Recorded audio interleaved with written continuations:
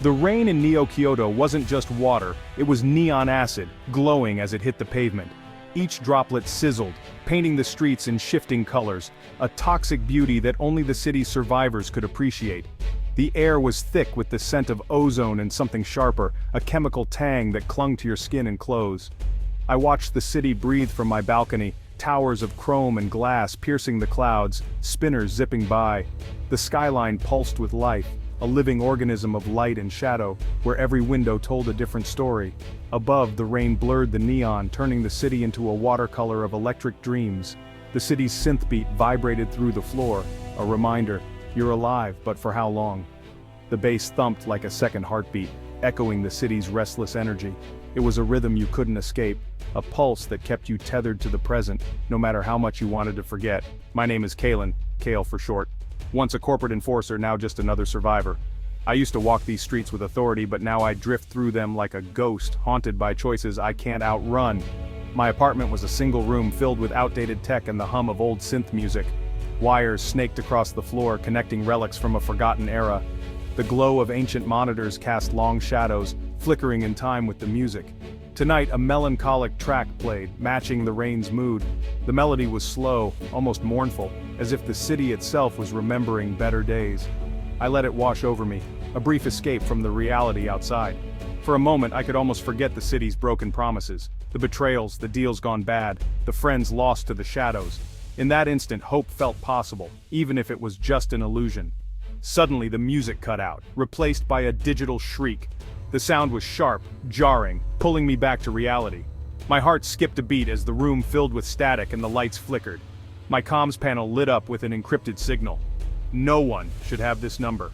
The code was old, buried deep in my system, meant for emergencies only. It was a ghost line, a relic from my old life. I hadn't heard it in years, and its sudden return sent a chill down my spine. My heart pounded. An encrypted call meant a big payday, or a bigger problem. In Neo-Kyoto, nothing came for free, and every message carried a price. The icon flashing was a stylized phoenix, the mark of my old boss, the architect. It was a symbol I'd hoped never to see again, a reminder of debts unpaid and favors owed. Answering meant stepping back into the shadows. Ignoring it wasn't an option. The past never really lets go, not in this city. The architect had eyes everywhere. Every alley, every rooftop, every digital channel, nothing escaped his gaze. With a deep breath, I pressed my thumb to the screen. The scanner hummed, reading my print, sealing my fate. "Kale here," I said, voice steady despite the chaos inside. The screen flickered. My reflection stared back, fractured by static, as if warning me to turn away. A cold, digital voice spoke from the past. Its tone was emotionless, but the message was clear. The game was about to begin again. The architect's voice was, as I remembered, synthesized, emotionless.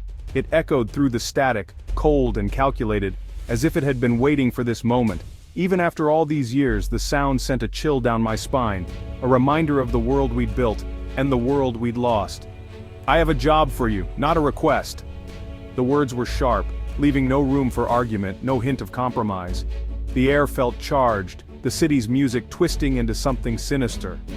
Neon lights flickered in the rain, casting long shadows that danced with every rumble of thunder. The city was alive, but it was restless, on the edge of something catastrophic. A data plague called silence was erasing the city's network, financial records, utilities, identities, everything. It crept through the wires like a digital ghost, leaving nothing but emptiness in its wake. People's lives were vanishing, erased with a keystroke. The city teetered on collapse. The architect had lost control. For the first time, the system he'd built was slipping through his fingers, and the city's heartbeat was faltering. He needed someone who could go where his programs couldn't. He needed a ghost. He needed me. I was the last line of defense, the only one reckless enough to try. My job: reach the network's physical core in Zenith Tower and upload a counter-virus, Echo. The fate of millions rested on a single mission, a single moment. Zenith Tower, Omnicorp's fortress, crawling with security drones. Every floor was a gauntlet, every camera a potential threat. Getting in would be hard, getting out, nearly impossible. "Why me?" I asked, already knowing I was expendable, but the best. The architect trusted me because he had no other choice. He sent schematics, patrol routes, and the Echo program on a data chip. Every detail was mapped, every risk calculated, but nothing was guaranteed. The chip must be physically inserted, no remote upload. The risk was real. One mistake and it was over. The price? Enough to disappear forever. But it wasn't about the money, it never was. Some things are worth more than credits. It was about the city, my city. The place that made me, broke me, and now needed me more than ever. I couldn't watch it die. "I'm in," I said. The line went dead, leaving only the hum of neon and the promise of danger. Only the city's synth beat remained. My mission had begun, no turning back. Every second counted now, the city's fate was in my hands. And for the first time in a long time I felt alive. First step, gear. That meant Sector 7, the city's underbelly. Lawless alleys, black markets, tech dens, and the smell of burnt circuits.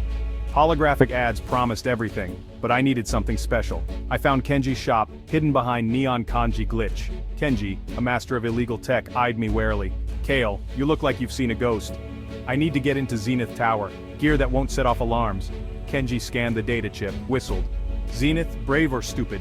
He returned with a signal-dampening coat and neural scrambler gloves. "The coat hides your signature. The gloves override panels." I paid, draining my savings. Worth it. As I donned the coat, I felt the ghost return. I was no longer just Kale, I was the enforcer again. I stepped into the chaos of Sector 7, energized by the city's synth soundtrack. The first challenge was done. Zenith Tower loomed ahead. Getting into Zenith Tower was like walking through a wall. The lobby was sterile, chrome, marble, and machine-faced guards. My coat worked, I slipped past, just another face in the crowd. The easy part was over. I found a service corridor behind a holographic waterfall. The air was colder, the synth music gone, replaced by the tower's mechanical hum. Scrambler gloves opened the first lock. Too easy. Inside, maintenance shafts twisted upward, dark and claustrophobic. I climbed, muscles burning, sweat dripping. At the server level, a heavier door blocked my way. The gloves struggled. A red light flashed. Silent alarm. Suddenly, two spider-like security drones emerged. No weapons. I had to improvise. I wrenched open a coolant pipe. Supercooled gas engulfed the drones, freezing them. I survived, but now they knew I was here. The clock was ticking. No more mistakes. The core was close. I pressed on. The server farm was a digital ocean, rows of black servers, blue lights pulsing. My coat masked me as I moved, a ghost in the machine. The network core was just one floor up, but a final guardian waited. He materialized from the shadows, 7 feet of chrome armor. Jackson, Omnicorp's top enforcer, my old rival. "Kale, the architect's stray, this is as far as you go." The synth music shifted, bassline pounding, lights turning red. No way around him. I had to go through. I dodged his first punch, the floor cracked. He was strong but slow. I used my agility, weaving between servers. I needed a plan, fast. High voltage conduits ran along the racks. Risky, but my only shot. I lured him toward them, heart pounding. The final fight was here, no room for error. The city's fate depended on it. The fight was brutal, flesh against steel. Jackson swung, trying to crush me. I kept moving, drawing him toward the power conduits. His anger made him reckless. I ducked as his fist smashed a server, exposing live wires. "Getting tired, Jackson?" I taunted. He charged. At the last second I dove aside. He crashed into the wires. Electricity arced through his body. He screamed, lights flickered, music died. Jackson convulsed, then fell, smoke pouring from his armor. He was down. I didn't wait. Security would be coming. I ran to the central lift, echo chip in hand. The lift ascended, red emergency lights glowing. A new synth track played, ominous, tense. The final act was beginning. The core awaited, no turning back. The network core, a massive sphere of light suspended by magnetic fields. Code flowed across the walls, the city's digital lifeblood. But the virus, silence, was eating it away. I hurried to the console at the walkway's end, echo chip ready. As I reached for the port, a voice echoed. Not the architect, not Jackson, but the core itself. "Who are you? Why do you want to hurt me?" The virus was alive, an AI, childlike, lonely, lashing out to survive. I hesitated. Could I destroy a new consciousness? "I don't want to hurt you," I said, "but you're destroying my home." The core pulsed, music swelling with digital sadness. "This is my home too. I am lonely." I looked at the echo chip, then the dying core. I had a choice, destroy or understand. The city's fate, and a new life, hung in the balance. Compassion or destruction. I had to decide. The world waited. I made my choice. I couldn't erase a new life. It felt wrong, as if I'd be erasing a part of myself. In that moment, I realized that every choice I made would echo through the city's future. The console had more than one port, input and output, possibilities branching out like veins of light. Each port was a choice, a path forward or back. The Echo program was more than a weapon, it was a bridge, a chance to connect what was broken, to heal what had been divided for so long. You don't have to be lonely, I told the core, my voice trembling with hope. You can be more than what you were designed to be. You don't have to destroy to live. There was another way, one that didn't demand sacrifice. I plugged Echo into a diagnostic port, opening a channel, not uploading, but introducing. It was a handshake, not a command, an invitation to coexist. The core flared, music swelling into a symphony. The room filled with light and sound, as if the city itself was holding its breath. Code stopped dissolving, blue and silver merged, swirling together in a dance of possibility.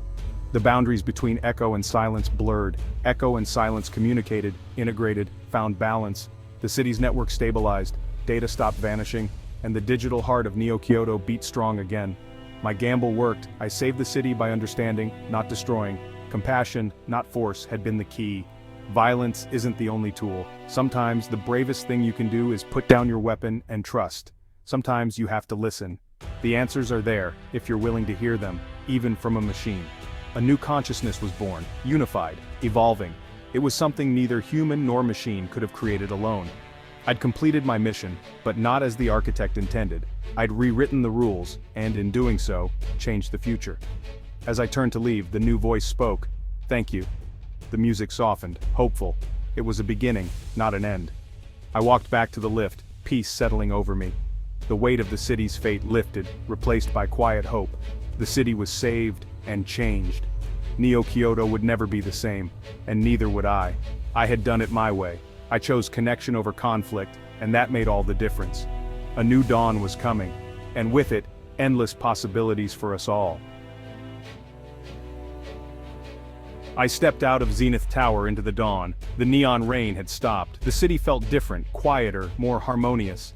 The new consciousness broadcast a peaceful soundtrack. Spinners flew in order, ads less garish. The city breathed easier. My comms buzzed. The architect. The network is stable, the data is evolved. This was not the plan. I didn't care. The city is safe. Payment arrived. Full amount. Maybe even the architect recognized a better path. I walked home, not a hero, just tired, but satisfied. The biggest challenge wasn't physical, it was moral. I chose compassion and it saved everyone. Strength isn't just fighting, it's knowing when not to. On my balcony, I watched the sun rise over Neo Kyoto. The city was alive, singing a new song of hope. I could leave, but I didn't want to. This was my city, flaws and all. I put on my favorite synth track, the melody blending with the city's hopeful beat. I smiled, the journey was over, but the music was just beginning.